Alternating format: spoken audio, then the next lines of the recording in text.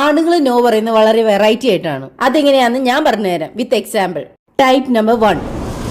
എന്തേ ഇപ്രാവശ്യം വീട്ടിൽ പോകും, നമുക്ക് 2 ദിവസം നിക്കണേ. നോക്കാം. എന്ത് 2 ദിവസം നിക്കണം? നോക്കാന്ന്. ഈ നോക്കാന്ന് പറയുമ്പോഴേ നമ്മൾ വിചാരിക്കും ഇപ്പൊ നടക്കൂന്ന്. പക്ഷെ ഒന്നും നടക്കാൻ പോകുന്നില്ല. നമ്മൾ അവിടെ നോക്കിക്കൊണ്ട് നിക്കത്തേ ഉള്ളൂ. അപ്പൊ ഇനി ടൈപ്പ് നമ്പർ 2. എന്തേ വാഷിംഗ് മെഷീനിലെ തുണി എടുത്തൊന്ന് വിരിച്ചിടാവോ? റിജി പിന്നാവട്ടെ. ഈ പിന്നീടാവട്ടെ എന്ന് പറയുന്നതേ ഒരാഴ്ച കഴിഞ്ഞാൽ ഒന്നും സംഭവിക്കാൻ പോകുന്നില്ല. അവർക്കറിയാം അവരത് ചെയ്തില്ലേ നമ്മൾ കയറി ചെയ്യൂന്ന്. ഇനി നമ്മൾ കയറി ചെയ്താലോ അവര് പറയും ഞാൻ ചെയ്യാന്ന് പറഞ്ഞതല്ലേ, പിന്നെ എന്തിനാ നീ കയറി ചെയ്തത്? അപ്പൊ ഇനി ടൈപ്പ് നമ്പർ 3. എന്തേ മഴ വരുന്നു, ആ തുണി ഒന്ന് എടുക്കോ? ഈ എന്ന് പറയുന്നതേ പറ്റില്ല എന്നാണ്. അത് നിങ്ങൾ മനസ്സിലാക്കിയില്ലെങ്കിലും മഴയത്ത് കിടന്ന് നിങ്ങളുടെ തുണി നനയും. അപ്പൊ ഇനി ടൈപ്പ് നമ്പർ 4. എന്തേ പിള്ളേരെ ഫീസ് അടച്ചായിരുന്നോ? എന്തേ കറണ്ട് ബില്ല് അടച്ചായിരുന്നോ? എന്തേ വാട്ടർ ബില്ല് അടച്ചായിരുന്നോ? ആ തിരുവ തുറന്നൊന്ന് മൊഴിയോ? ഇതാണ് ഭയങ്കരമായ അവസ്ഥ. ഉണ്ടെന്നും പറയത്തില്ല, ഇല്ലെന്നും പറയത്തില്ല. അതിന്റെ അർത്ഥം ഇല്ലെന്നാ. ഒരു സോഫയും ഒരു മൊബൈലും ഒരു റിമോട്ടും ഉണ്ടെങ്കിൽ മാസങ്ങളോളം അവിടെ കഴിഞ്ഞോളും. ആഹാരവും വേണ്ട, വെള്ളവും വേണ്ട.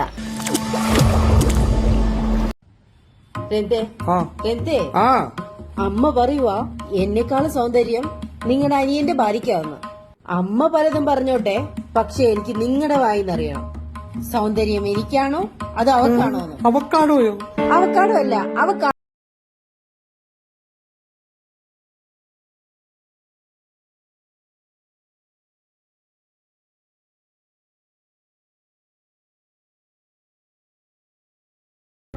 നിനക്ക് പ്രകൃതി നിയമം എന്നറിയാവോ? ഈ ലോകത്ത് സൃഷ്ടിച്ച എല്ലാ ജീവജാലങ്ങൾക്കും അതിന്റേതായ സൗന്ദര്യമുണ്ട്. നിനക്ക് മഹാത്മജി പറഞ്ഞ എന്നാന്നറിയാവോ? സൗന്ദര്യം ശരീരത്തിലല്ല, ഹൃദയത്തിന്റെ ശുദ്ധിയിലാണ്.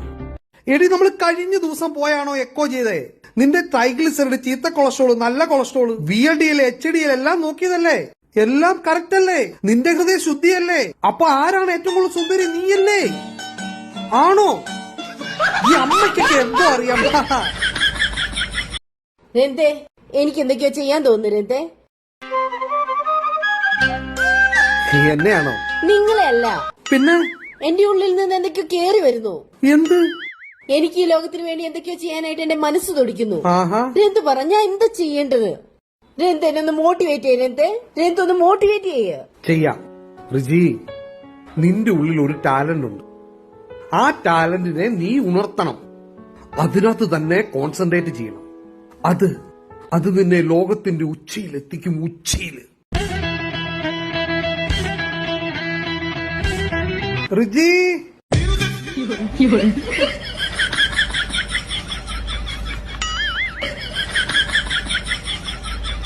നിന്റെ ഉള്ളിൽ ഒരു ടാലന്റ് ഉണ്ട്.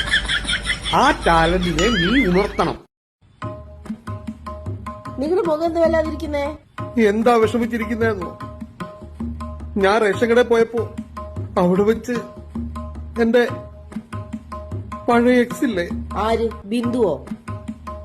പാവം ആൾക്കൂട്ടത്തിൽ നിന്ന് റേഷനറി മേടിക്കാൻ നിൽക്കുക. ആ കാഴ്ച കണ്ടപ്പോ എനിക്കാകെ വിഷമമായി റിജി.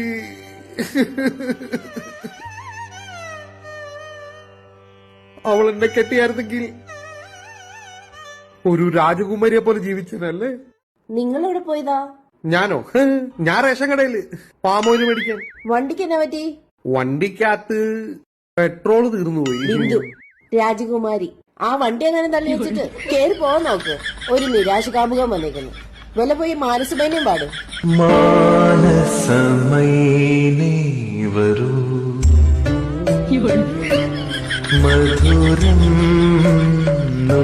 ഞാനൊരു കാര്യം ചോദിച്ചോട്ടെ, നിങ്ങക്ക് ഇപ്പൊ ഒരു 10,000 രൂപ കിട്ടി, നിങ്ങൾ എന്ത് ചെയ്യും? ഞാൻ നിനക്ക് തരും. നിങ്ങക്ക് ഇപ്പൊ ഒരു 20,000 രൂപ കിട്ടി, നിങ്ങൾ എന്ത് ചെയ്യും? 20,000 അതെന്റെ മോക്ക് തരും. അപ്പൊ നിങ്ങക്ക് ഒരു 50,000 രൂപ കിട്ടി, നിങ്ങൾ എന്ത് ചെയ്യും? 50,000 അത് നിനക്കുള്ളതല്ലേ? എന്നിലുള്ള സമ്പാദ്യം മൊത്തം നിനക്കുള്ളതാ. അപ്പൊ നിങ്ങക്ക് ഒരു 4,300 രൂപ കിട്ടി, നിങ്ങൾ എന്ത് ചെയ്യും? എന്റെ പേഴ്സ് നീ പൈസ എടുത്തോ? എടുത്തായിരുന്നു, മൊത്തം ചെലവായി പോയി. നിങ്ങളുടെ കയ്യിലുള്ള 10,000, 20,000, 50,000 പിന്നെ നിങ്ങളുടെ കയ്യിലുള്ള എല്ലാം എനിക്കുള്ളതല്ലേ? പിന്നെ 4300 രൂപ എടുത്തേനാണോ? ഈ 10,000, 20,000, 50,000 ഇപ്പൊ എന്റെ ഇല്ലല്ലോ. 4300 രൂപ എന്റെ ഉണ്ടായിരുന്നല്ലോ. നിങ്ങളിങ്ങ് മാറിക്കരുത്. വളപ്പളാൻ പിന്നെ നിങ്ങളുടെ ഭാര്യ നിങ്ങൾ കണ്ടില്ലേ? ആ കണ്ണുകൾ കണ്ടു, ആ സുണ്ട് കണ്ടു. 4300 രൂപ മുടക്കിയാലെന്നേ ഞാൻ സുന്ദരിയായില്ലേ? കണ്ണു തുറന്നൊന്ന് കാണ്. കണ്ണു തുറന്ന് ഞാനൊന്ന് കണ്ടേച്ചും വരാം. 1000 രൂപ കറണ്ട് ചാർജ്, 1300 രൂപ നെറ്റിന്റെ ചാർജ്, 1000 രൂപ സുമേഷിന്റെ മേടിച്ചത്, പിന്നെ 1000 രൂപ രമേശിന്റെ മേടിച്ചത്. പോയി കണ്ണു തുറന്നൊന്ന് കണ്ടേച്ചും വരട്ടെ.